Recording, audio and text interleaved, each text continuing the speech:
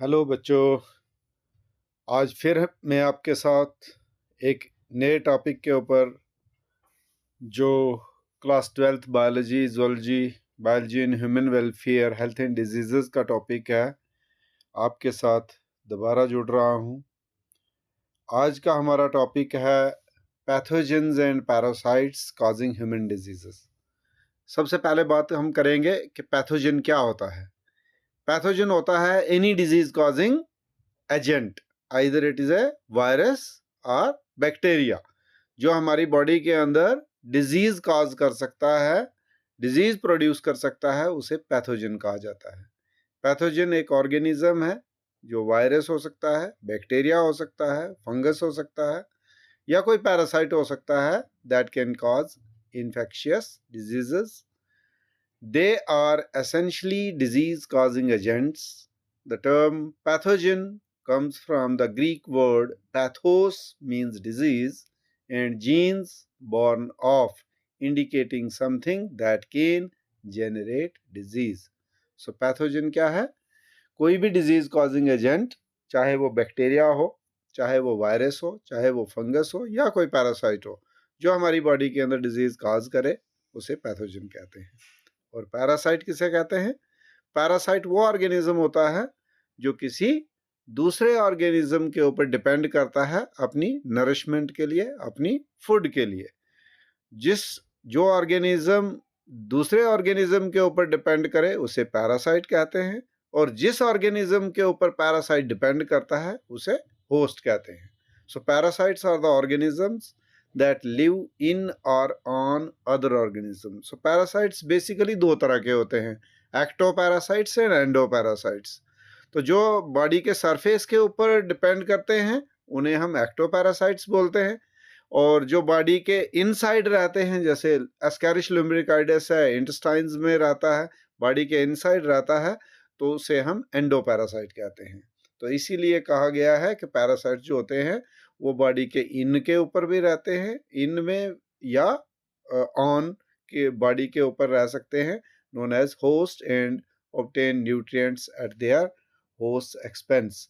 कि जो nutrient host बनाता है, जो न्यूट्रिएंट के अंदर होस्ट है, उनको ये पैरासाइट जो है यूज करता है अपनी फूड के लिए। आज का हमारा टॉपिक जो है, जिस डिजीज को आज हम डिस्कस करने जा रहे हैं, दैट इज हेपेटाइटिस। हेपेटाइटिस क्या है? हेपेटाइटिस एक इन्फ्लेमेशन है लीवर की। ये लीवर की सूजन है, often caused by viral infection. कैसे होती है? वायरस की इन्फेक्शन की वजह से, but also by alcohol, drugs, autoimmune disorders. कि खाली ये वायरस की ही वजह से इन्फ्लेमेशन लीवर की नहीं होती है, ये अल्कोहल कंज्यूम करने से भी हो सकती है, या किसी ऑटोइम्यून डिसऑर्डर की वजह से, या कोई ज़्यादा खतरनाक जो है ड्रग लेने की वजह से हो सकती है। इट कैन बी एक्यूट और क्रोनिक। एक्यूट हो गया शॉर्ट टर्म के लिए, और क्रोनिक हो गया जो लॉन्ग टर्म से हमारी बॉडी के अंदर हो रही है। Viral hepatitis types A, B, C, D and E are the most common disease, most common causes। कि हमारे बॉडी के अंदर इसके डिफरेंट स्ट्रेन्स हो सकते हैं, हमारी बॉडी को ये डिफरेंट स्ट्रेन्स अटैक कर सकते हैं। जैसे हेपेटाइटिस के वायरस जो है वो वायरस ए हो सकता है, हेपेटाइटिस वायरस बी हो सकता है, सी हो सकता है, डी हो सकता है, या ई हो सकता है। Symptoms can range from mild and self-limiting to severe, including jaundice, fatigue and abdominal pain। कि ये डिपेंड करता है कि हमारी बॉडी के अंदर इन्फेक्शन कितनी है, उसके हिसाब से हमारी बॉडी के अंदर उसका इफेक्ट दिखाई देता है। इसको हम दूसरे नाम हम जॉन्डिस भी बोलते हैं, ठीक है। पीलिया के नाम से हेपेटाइटिस जो है वो जाना जाता है, और इससे हमारी बॉडी के अंदर थकान प्रोड्यूस होती है, फैटिक थकान को बोलते हैं, और मोस्टली एब्डोमिनल पेन भी होता है। अगर हम काज की बात करें कि भाई ये इन्फेक्शन होती कैसे है, तो ये एक वायरल इन्फेक्शन है, वायरस की वजह से होती है। और आपको पता है कि वायरस जो होता है, it is a connecting link between living and non living world. के वायरस जो होते हैं वो जिंदा भी हैं और मरे भी हैं, कि उनको जैसे कोई अच्छा सबस्ट्रेटम मिलता है, अच्छा मीडियम मिलता है रिप्रोडक्शन के लिए तो वो ज़िंदा हो जाते हैं और अपनी ही मर्ज़ी से वो मर भी जाते हैं, ठीक है। देन वायरल इन्फेक्शन की वजह से हेपेटाइटिस हो सकता है, अल्कोहल अब्यूज़ की वजह से हो सकता है कि ज़्यादा अल्कोहल लेने से भी ये हो सकता है।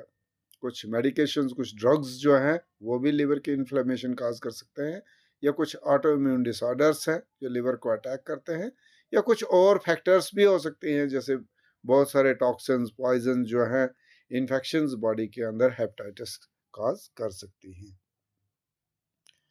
अगर हम सिम्टम्स की बात करें कि कैसे पता चले कि किसी इंसान को जो है, बच्चे को या बड़े को हेपेटाइटिस हुआ है, कैसे हम पता लगाएं, तो उसके कुछ सिम्टम्स हैं। फर्स्ट सिम्टम है jaundice, yellowing of the skin and eyes. जैसे डॉक्टर्स के पास आप जाओगे तो वो आपकी आइज को, आपकी स्किन को चेक करेंगे, और अगर पीली हो रही है स्किन या आपकी आइज के अंदर पीला कलर बढ़ रहा है तो इसको हम जॉन्डिस बोलते हैं। दूसरा नाम पीलिया भी इसको हम बोलते हैं। बॉडी के अंदर थकान ज़्यादा हो रही है, ठीक है, ज़्यादा आप थकना महसूस कर रहे हैं, वीकनेस ज़्यादा फील कर रहे हैं, बॉडी के अंदर एब्डोमिनल पेन हो रही है, आपको पेट के अंदर डिस्कम्फर्ट है, ठीक है, या आपको वोमिटिंग वगैरह जो है, आपको हजम नहीं हो रहा है खाना, आपको वोमिटिंग फील हो रही है, तो ये भी एक सिम्टम हो सकता है जॉन्डिस का। या लॉस ऑफ एपेटाइट जो अभी हमने बात की कि हमें भूख कम लग रही है, या डार्क यूरिन पास आउट हो रहा है, या light coloured stools pass out हो रहे हैं, तो यही सभी सिम्टम हो सकते हैं जॉन्डिस के। अब हम बात करते हैं इसकी प्रिवेंशन की, कि हम इससे कैसे बचें, क्या क्या तरीके हैं जिससे हम जॉन्डिस से बच सकते हैं, हेपेटाइटिस से बच सकते हैं। पहला तरीका है वैक्सीनेशन, कि अब मार्केट के अंदर हेपेटाइटिस की वैक्सीन आई हुई है ए और बी स्ट्रेन्स की, तो हमें वैक्सीन लगानी है और इस वैक्सीन से हम इस हेपेटाइटिस डिजीज से बच सकते हैं। दूसरा है कि अगर हम सेफ फूड लें, ठीक है, या सेफ वाटर लें, तो इससे भी जो है हमारी इन्फेक्शंस हमारी बॉडी के अंदर होने से हम बच सकते हैं, ठीक है। देन सेफ सेक्स प्रैक्टिसेस, कि किसी भी अननोन पर्सन के साथ जब भी हम सेक्स करें तो हमें हमें कंडोम का इस्तेमाल ज़रूर करें, क्योंकि ये एक एड्स से भी ज़्यादा डेंजरस डिजीज़ है। सो अवॉइड शेयरिंग नीडल्स, के जो भी ब्लड के साथ कांटेक्ट में नीडल्स आती हैं, ठीक है, रेजर्स, नीडल्स, तो हमें उनको शेयर नहीं करना चाहिए, उनका यूज़ नहीं करना चाहिए। अगर उसको किसी ने यूज़ किया है, हमें उसको यूज़ नहीं करना चाहिए। Be careful with medical procedures, जैसे हम किसी डेंटिस्ट के पास जाते हैं तो वहाँ पे जो इक्विपमेंट्स वो हमारे डेंटल ट्रीटमेंट के लिए यूज़ करते हैं, तो वो भी हाईली स्टेरलाइज्ड होने चाहिए, क्योंकि वहाँ से भी ये इन्फेक्शन हमें फैल सकती है, तो हमें वो भी ध्यान लेना है। Then early detection and treatment, अगर जितना जल्दी हमें इस डिजीज़ का पता चले उतने ही जल्दी हम इसका ट्रीटमेंट जो है कंफर्टेबली कर सकते हैं, लेकिन जितना लेट होता जाएगा उतनी हमारी बॉडी के अंदर इसकी इन्फेक्शन जो है वो बढ़ सकती है और हमारे लिए डेंजरस हो सकती है। नेक्स्ट हम बात करेंगे एक और डिजीज़ की जो है dengue and it's symptoms. Dengue fever, dengue fever जो है ये मॉस्किटो बॉर्न डिजीज़ है, मॉस्किटो के काटने से होती है। ये भी एक वायरल इन्फेक्शन है that can cause high fever, severe headache, muscle and joint pain, and sometimes a rash। कभी कभी जनरली इससे वीकनेस हमें फील होती है, मसल पेन फील होती है, जॉइंट पेन फील होती है, और बॉडी के ऊपर रैशिंग भी होती है। It is spread through the bites of infected Aedes mosquitoes. Generally ये एड्स मॉस्किटो के इन्फेक्टेड मॉस्किटो के काटने से फैलती है, particularly Aedes aegypti and Aedes albopictus. While most cases are mild and resolve in a few days, with sportive care, dengue can be become severe, leading to dengue, hemorrhagic fever or dengue shock syndrome, which can be life threatening also. कि अगर हम इसको treat नहीं करें और इसकी disease body के अंदर बढ़ जाए, इसके सिम्टम्स बॉडी के अंदर बढ़ जाए, तो ये एक लाइफ थ्रेटनिंग भी हो सकता है, क्योंकि ये हेमोरेजिक फीवर जो है इसमें हमारे बॉडी के ब्लड सेल्स जो है वो डैमेज होने शुरू हो जाते हैं। ठीक है, तो इसलिए हमें इसका कंट्रोल अर्ली ही करना चाहिए। अब कैसे पता चले कि डेंगू हुआ है, उसके क्या सिम्टम्स हैं? कॉमन सिम्टम जो है हाई फीवर, ज़्यादा बुखार आएगा, सिवियर हेडेक, ज़्यादा सिर दर्द होगी, pain behind the eyes, eyes के आईब्रोज के ऊपर से ज़्यादा आपको पेन फील करेगी, मसल एंड जॉइंट पेन आपको होगी, मस्कुलर पेन भी होगी, जॉइंट पेन भी होगी। ठीक है, नाजिया, वॉमिटिंग एंड रैश। ठीक है, वॉमिटिंग वगैरह फील होगी, मन खराब होगा और बॉडी के ऊपर रैशिंग भी हो सकती है। सेवियर डेंगू केस में क्या होगा? शॉक आ सकते हैं, रेस्पिरेटरी डिस्ट्रेस हो सकता है, आपको सांस लेने में प्रॉब्लम हो सकती है, सेवियर ब्लीडिंग भी हो सकती है और ऑर्गन डैमेज भी हो सकता है। अब इससे बचे कैसे? कैसे हम कंट्रोल करें इस डिजीज को और कैसे बच सकते हैं हम इससे? सबसे पहले हम प्रिवेंशन की बात करेंगे, because prevention is better than cure. कि अगर हमें बचना है तो पहले बीमारी ना हो हमारी बॉडी के अंदर, और अगर हो जाए तो फिर हमें उसका राइटली ट्रीटमेंट लेना है। प्रिवेंशन कैसे कर सकते हैं? प्रिवेंट मॉस्किटो बाइट्स, कि हमें अपनी बॉडी को मॉस्किटो के बाइट से बचाना है। ठीक है, कैसे बचाएंगे?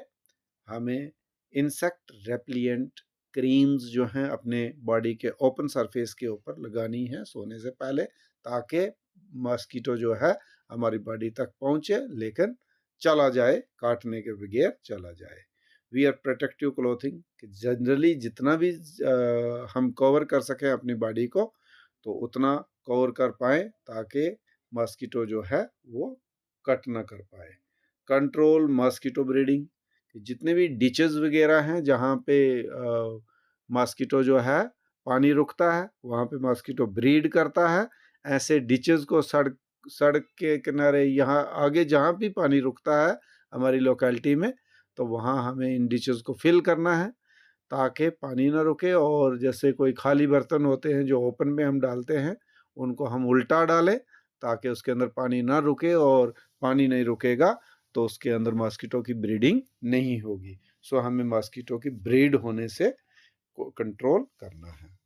और इन केस अगर बॉडी के अंदर डेंगू हो जाए तो हमें उसका ट्रीटमेंट कैसे करें? फिलहाल इसका कोई स्पेसिफिक ट्रीटमेंट नहीं है, क्योंकि ये एक वायरल डिजीज़ है और आपको पता है कि वायरस जो होता है, मैंने अभी आपसे बात की थी कि वायरस जो है हम उसको किल नहीं कर सकते, वो अपनी मर्जी से मरता है। ठीक है, अपनी मर्जी से पैदा होता है, जिंदा होता है। तो इसलिए फ़िलहाल कोई ऐसी स्पेसिफिक ट्रीटमेंट तो नहीं है, लेकिन कंट्रोल के लिए हम कुछ एंटीवायरल ड्रग्स लेते हैं जो हमारी बॉडी के अंदर थोड़ा सा रिलीफ देते हैं। Treatment focuses on managing symptoms and providing supportive care, कि हम सिम्टम को मैनेज कर सकते हैं और कुछ देर तक 4 से 5 दिन तक जो है हमें इसका झेलना ही पड़ेगा डिजीज़ को। देन रेस्ट एंड हाइड्रेशन, हमें रेस्ट करना है। ठीक है, ज़्यादा से ज़्यादा पानी पीना है। पेन रिलीफ के लिए हम पेन रिलीफ की कोई टेबलेट ले सकते हैं, can be use to relieve fever and pain. तो इससे हम जैसे नॉर्मल पैरासिटामोल वगैरह कैल्पॉल टेबलेट लेंगे तो इससे हमें अगर हम हाई डोज लेते हैं जैसे 500 के बदले 650 लेते हैं तो वो पेन किलर भी एक्ट करती है और हमारे फीवर को भी कंट्रोल करती है। Thank you.